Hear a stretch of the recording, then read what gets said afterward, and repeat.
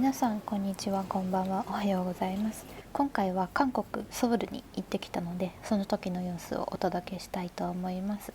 タイトルにもあるんですけど、ほぼ一人旅ということで3泊4日で行ってきたんですけど、24時間ぐらい友達と合流してたので、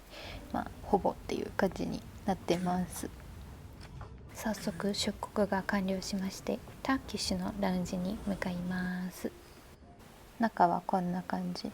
あまり広くはないかなっていう印象だったんですけど、時間の関係もあるのか結構人も少なくってめちゃくちゃ落ち着いて過ごすことができました。やっぱりこのターキッシュのラウンジ、今年の2月ぐらいにオープンしたばかりらしくって初めて行ったんですけど、トルコ料理っぽいものとか結構置いてあって、すごく楽しむことができました。この日夜勤明けで行ったので、ちょっとこれが朝ごはんっていう感じになってますね。この後機内食も出るんですけど、ちょっと我慢できずにたくさん食べさせていただきました。奥に映ってるやつね、これただの緑茶なんですけど、ここのラウンジハイネケンも置いてあって飲むか迷ったんですけど、ちょっとさすがに我慢しました。ということで登場ですね。今回このでっかい飛行機どうしても乗りたくって、もともとね、この日の夜の深夜便で行くか、このお昼のフライトで行くか結構迷ってたんですけど、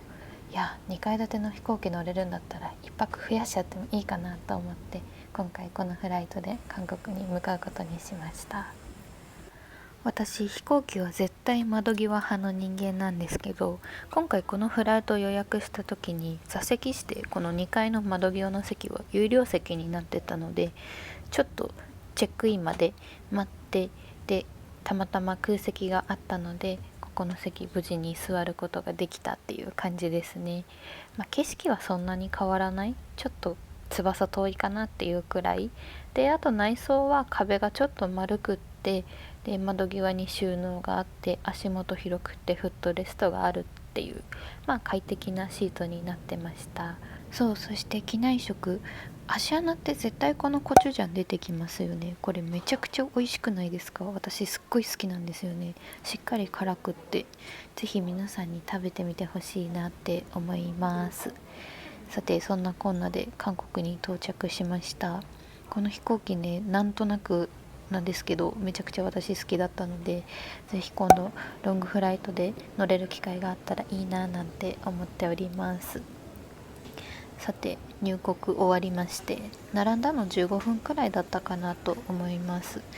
紙書かなくてよくなってオンラインで申請できるようになったので、そこはすごく便利だったなとは思うんですけど、なんか待ち時間とかはあんまり変わった印象はありませんでした。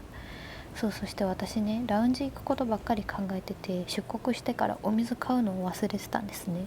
なので、コーヒーと迷ったんですけど、カフェでお水を調達しました。さてさて、それではソウル市内に向かいたいと思います。いつも直通列車で行くんですけど、今回一人なのでゆっくり普通列車で向かおうかなと思います。半分ぐらいのね、値段で行けるけど、時間20分とかぐらいしか変わらないから、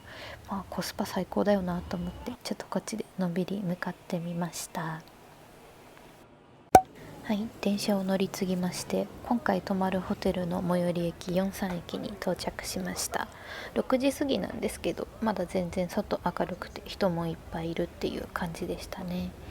で、この正面のでっかい建物が今回泊まるホテル、ナインツリープレミアロカウスホテルソウルヨンサンということで、めちゃくちゃいいホテルでございました。中もすっごい綺麗で、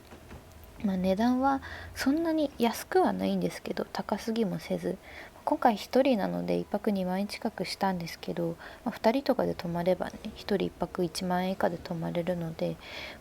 コスパとしては結構いいんじゃないかなって個人的には思ってます。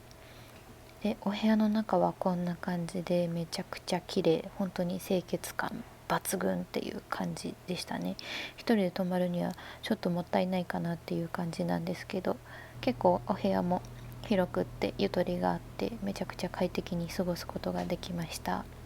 で、水回りもね、しっかりと綺麗に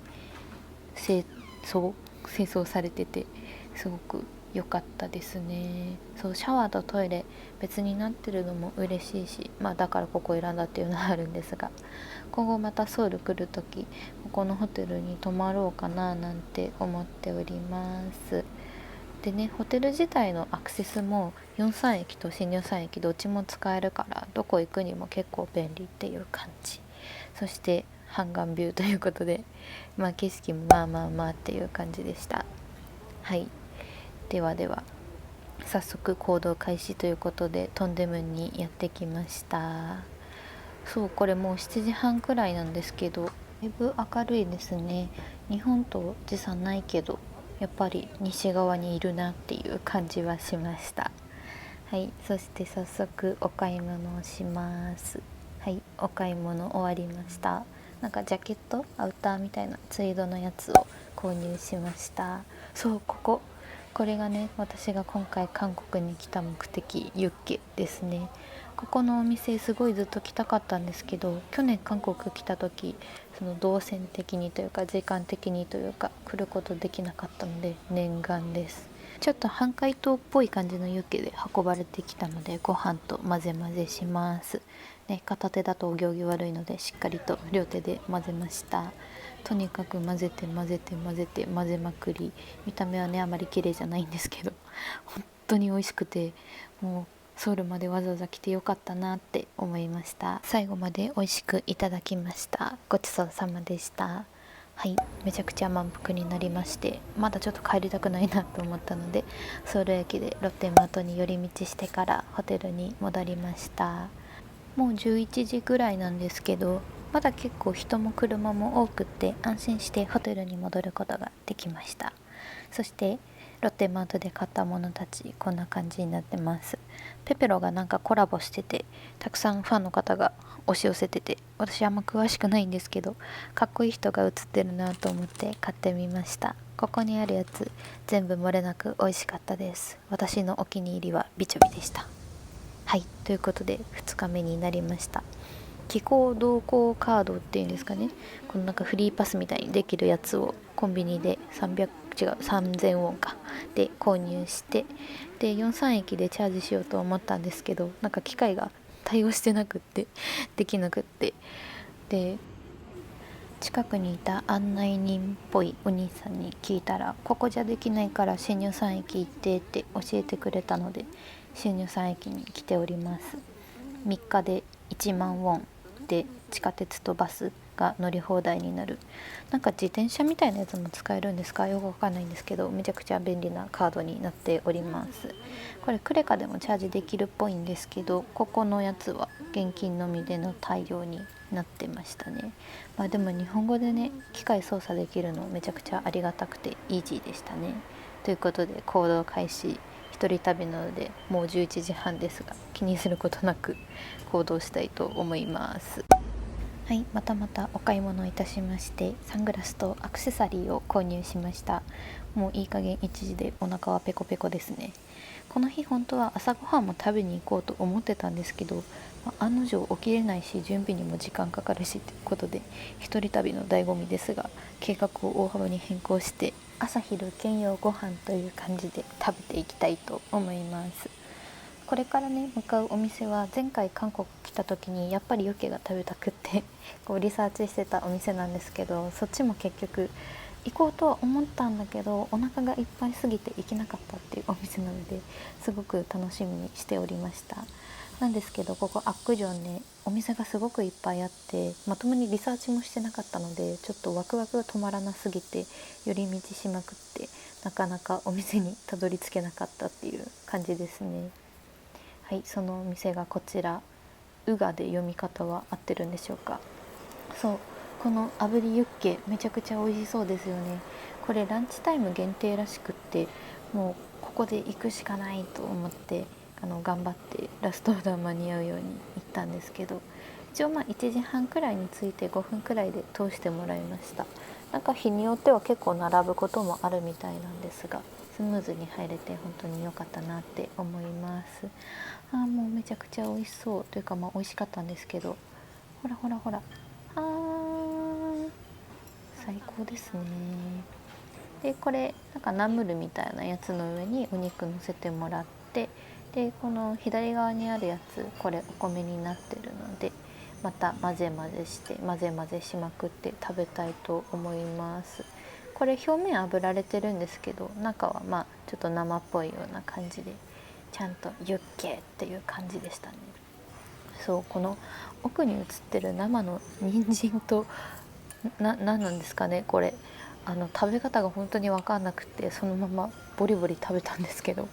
と正解知ってる人がいたら是非とも教えていただきたいなって思っております。はい、そして混ぜ混ぜタイムをしまして食べております。これめちゃくちゃ美味しかったですね。で、昨日食べたやつとはまたちょっと違って、こっち卵とかも入ってないし、だいぶテイストが違うんですけど、個人的にはこちらの方が好みだったかなっていう感じでした。はい、ということで爆速で食べ終わりまして、アクジョン少し散策していきたいと思います。これ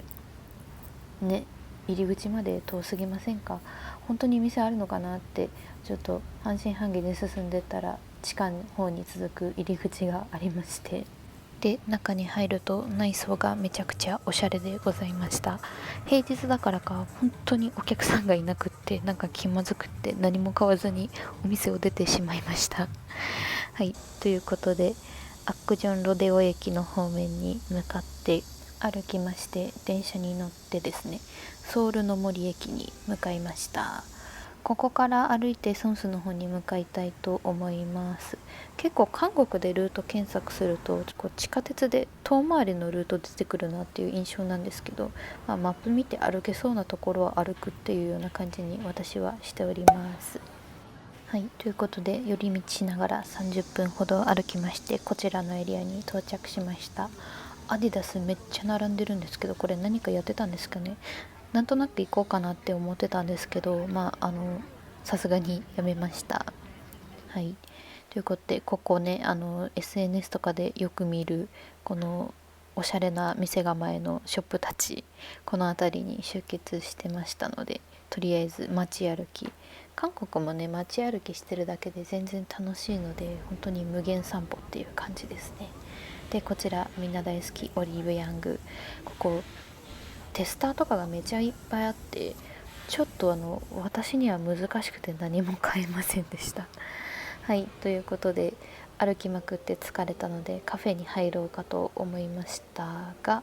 ここね混んでてちょっと入れなくって、ケーキも美味しそうだったんですけどまだお腹いっぱいなんですよね。これめっちゃでかくてちょっと映像だと分かりにくいんですけど、ちょっとここのお店に入るのは諦めて、ちょっと路地入ったところにあったカフェに入りました。アイスバニララテ、韓国来るとね必ずこれ飲んでるんですけど、めちゃくちゃ美味しいですよね。旅先で名店みたいなところに行くのもいいとは思うんですけど、個人的にはねこうフラッと見つけたお店で現地人しかいないみたいな空間がすごく好きなので、とても落ち着いて過ごすことができました。はい、そして時間飛びましてミョンドンに来ております。このごちゃごちゃってした感じがね、韓国来たなっていう感じがしますよね。この辺で時間を潰しましてですね、今回なんと人生初の美容医療を体験してきました。アクアピーリングとスキンボトックスをやってきたんですけど、スキンボトックス本当に痛くて涙が溢れてしまってですね、先生に大丈夫って日本語で心配されました。でもね効果としては結構満足しているので、痛いからそんな頻繁にはやりたくはないかなっていう感じなんですけど、また機会があったらやりたいなとは思っております。でそう、表面麻酔が効いてて食欲あんまなかったんですけど、10時くらいになってだいぶお腹ペコペコになってきたので、こちらのお店に入りました。クッパのお店なのかな、よく分からずに入ってます。ただタッチパネルで頼めたのでお一人様にも結構、入りやすいお店になってるかなとは思いました。そう、クリニックでね、今日は辛いもの食べないでくださいって言われたから、おとなしく辛くないやつ頼んだんですけど、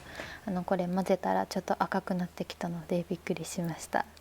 これねクッパだから当たり前なんですけど、めちゃくちゃ暑くって、ちょっとしばらくお箸じゃないと食べられない感じだったんですが、味はとっても美味しかったです。ごちそうさまでした。ということで2日目終了でございます。前編もねこの辺で一旦おしまいにしようかと思います。ご視聴ありがとうございました。後編もぜひ見に来てください。さようなら。